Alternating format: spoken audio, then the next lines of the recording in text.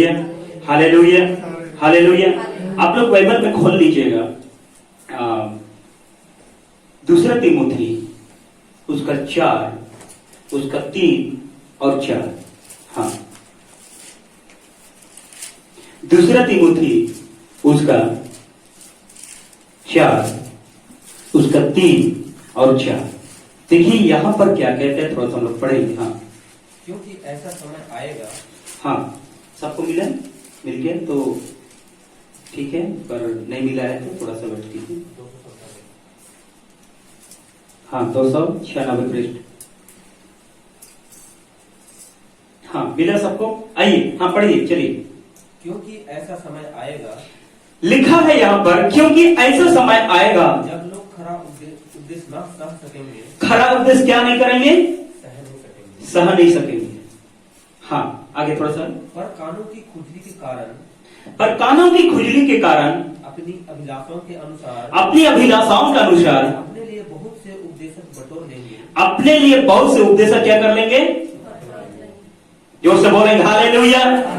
ध्यान दीजिएगा, अब यहां पर थोड़ा सा आपको समझने की कोशिश कीजिए, है ना? कहीं ऐसा ना कि हम लोग भी ऐसी चीजों को ढूंढ रहे हैं।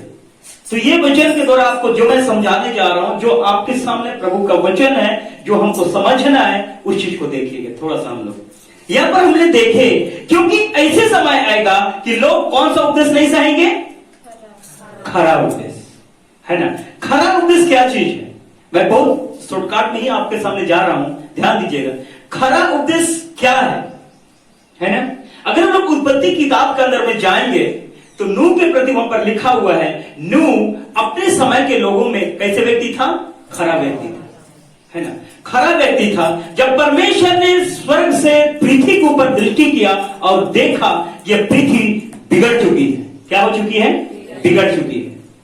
जब परमेश्वर ने देखा कि उस समय नूह ही एक ऐसा व्यक्ति था जो पृथ्वी के लोग जैसे जी रहे थे, पापों में जी रहे थे, वैसा नहीं जी रहा था। जो से बोले हालेलुया। तो यहां पर आपको यह समझना पड़ेगा, नूह अपने समय के लोगों में एक खरा व्यक्ति था, अर्थात वो पापों में नहीं जीता था। हालेलुया। दूसरी चीज आप ध्यान दीजिएगा, अय्यूब के प्रति हम लोग के प्रति हम लोग दिखाई देता है। अय्यूब एकदम साधारण व्यक्ति था और खरा व्यक्ति था। यह भी पाप करने से क्या करता था? डरता था। जो से बोले हालेलुया। अय्यूब भी पाप करने से डरता था, और इसीलिए अय्यूब कभी भी उनके पूरा परिवारों को भोज में बुलाते थे तो सब ऐसा ना कि मेरा पुत्र लोग, बेटी लोग, बेटा लोग पाप किए हो, इस तरह से बलिदान करता था। तो अय्यूब का जीवन भी एक ऐसी स्थिति में था कि अय्यूब भी एक खरा व्यक्ति था, और वो भी पाप से रिश्ता लगा के नहीं चलता था, है ना? वो पाप से घृणा करता था।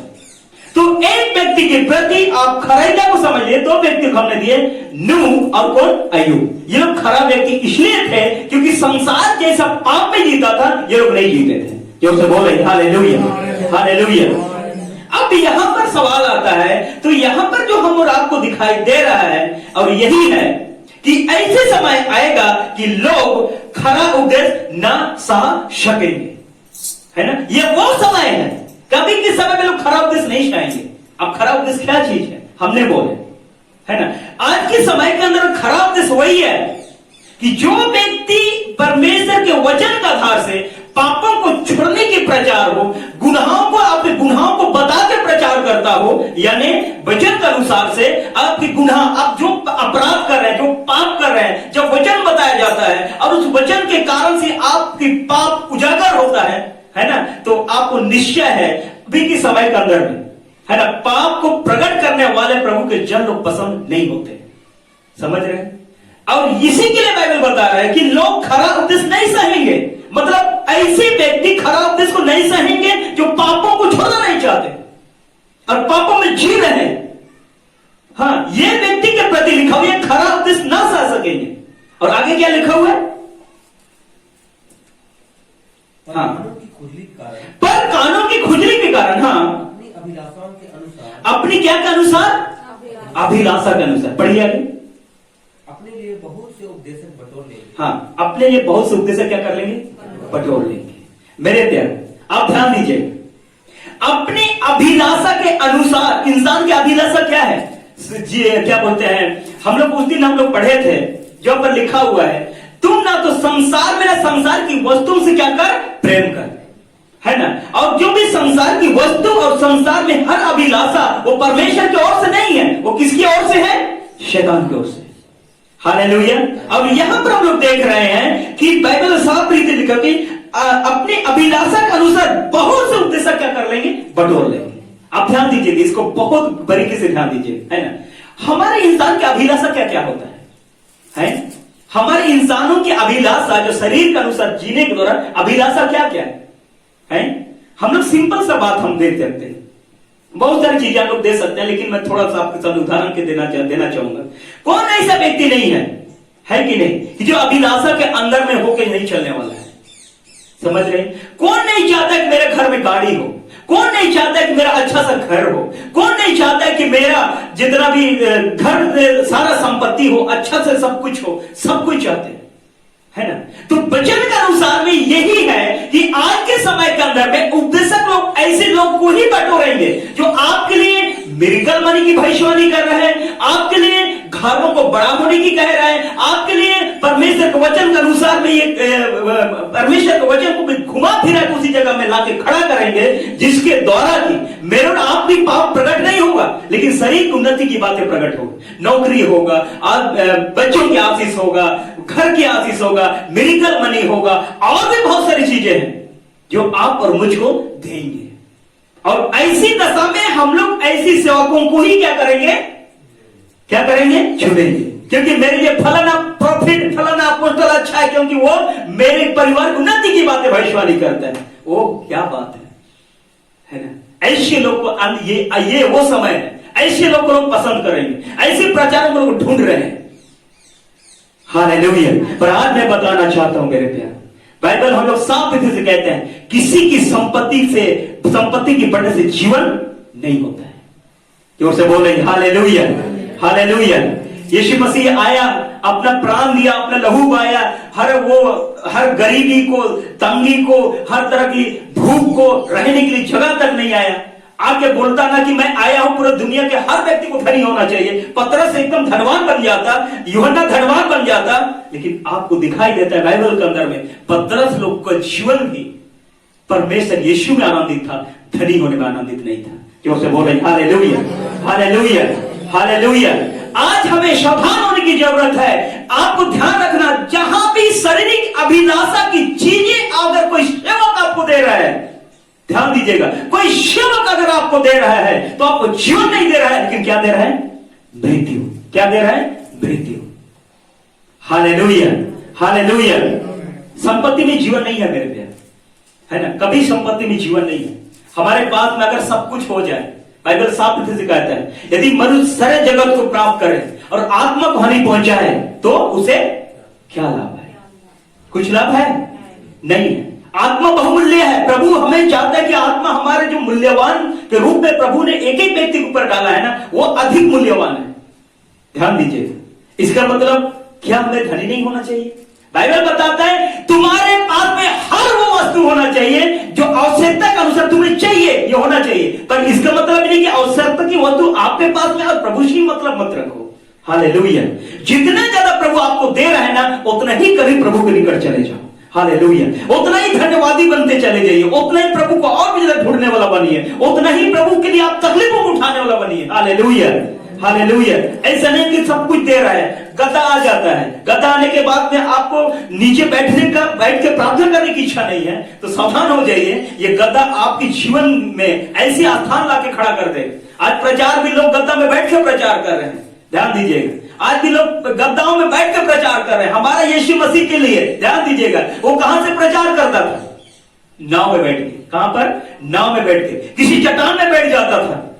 बाइबल बताती है हमारे यीशु मसीह के लिए उसके सर रखने के लिए जगह नहीं होता था मेरे प्यार।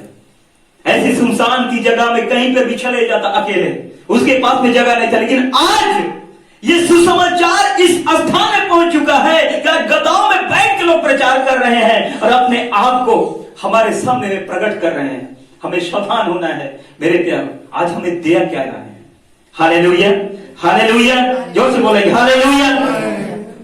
देखिए आचार्य को भी पढ़ दीजिएगा, क्या लिखा हुआ है? हम अपने कान सत्य से फेंक कर, और अपनी कान क्या से फेंक कर? क्या से फेर कर? सत्य कौन है? अपने कान को यीशु से फेर दिए हैं। यीशु ने कहा मैं ही सत्य, जीवन और मार्ग हूं।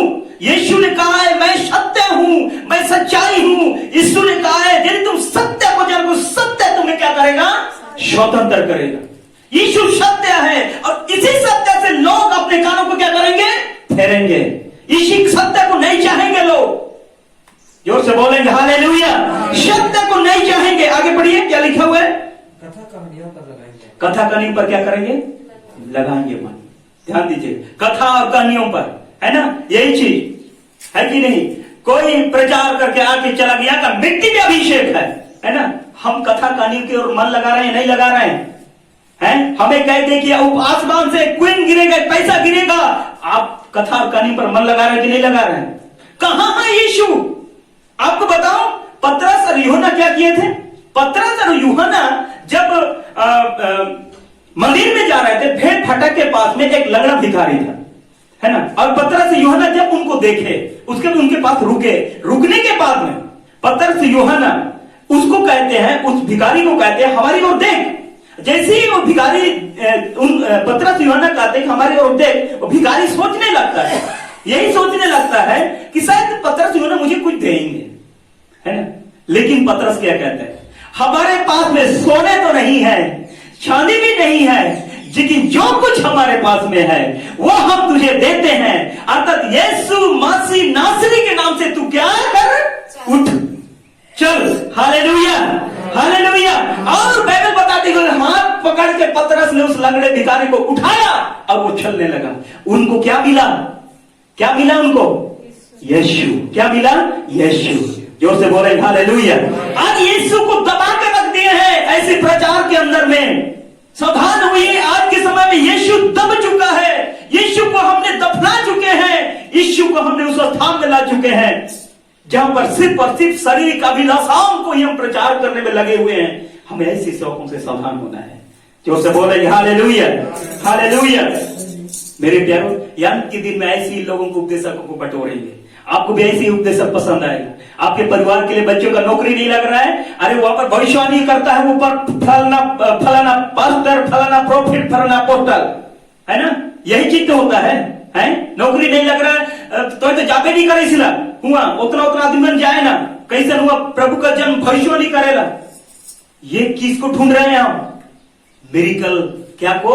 चमत्कार को ढूंढ रहे हैं। हमें किसको ढूंढना चाहिए? यीशु को। जोर से बोले हालेलुया। यीशु को ढूंढना चाहिए मेरे प्यार। आइए मैं अगले क्वेश्चन में आते हैं। इसी का पहला तीमुथियुस, इधर थोड़ा सा पलट लीजिए, तो पन्ना उसका 6 उसका 3 को भी पढ़िए। यहां पर क्या कहते हैं देखिए, लिखे फिर से, हाँ पढ़िएगा, पढ़िए 6 उसका 3। हाँ। यदि कोई और ही प्रकार का उपदेश देता है, यदि कोई और ही प्रकार का उपदेश देता है, ध्यान दीजिएगा, और ही प्रकार का उपदेश, पढ़िए आगे। और खरी बातों को, और यहां पर फिर से लिखा हुआ है खरी बातों को, पाप से फिरने वाली बातों को छोड़कर, गुनाहों को छोड़ के चलने वाली बातों को छोड़कर, हमारी पापों को अगर कोई भी प्रभु को जब प्रकट करने वाले संदेश नहीं होता है तो याद रखना हम मृत्यु को बढ़ रहे हैं। हाँ आगे पढ़िए। अर्थात हमारे प्रभु यीशु मसीह की बातों को, सुन रहे हैं? हमारे प्रभु यीशु मसीह की बातों को, हाँ, और उस उपदेश को नहीं, और उस उपदेश को नहीं मानता, हाँ, जो भक्ति के अनुसार है, जो भक्ति के अनुसार है। जोर से बोले हालेलुया, हालेलुया। देखिए यीशु